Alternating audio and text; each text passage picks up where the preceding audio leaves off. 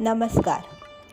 श्री ब्रह्मचैतन्य महाराज प्रवचने सार 10 मे.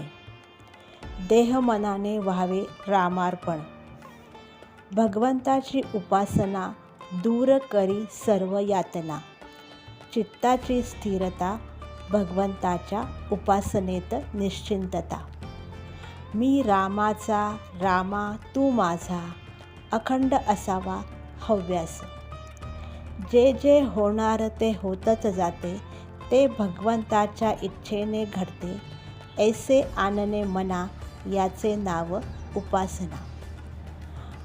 वाचेने भगवंताचे नाव, कायेने भगवंताची सेवा. चित्ती भगवंताचे ध्यान, आपण राहावे रामार्पण. याहून अन्य सेवा कोणतीही न जाण. उपासना असावी बळकट, तेथे नसावी कशाची अट. उपासनेचा जोर, ज्याने होईल मन स्थिर. जे जे मी करावे, त्याला परमात्मा साक्षी हे जाणावे. करावे भगवंताचे चिंतन, होईल स्वतःचे विस्मरण. एक सद्गुरू आज्ञाप्रमाण, हीच रामसेवा जाण. ठेवा रावावर पूर्ण विश्वास, न करावे उपास तापास.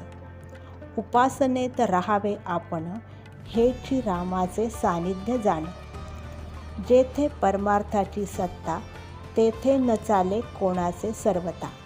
म्हणून परमात्मा ठेवील, त्यामध्ये समाधान राखीत जावे.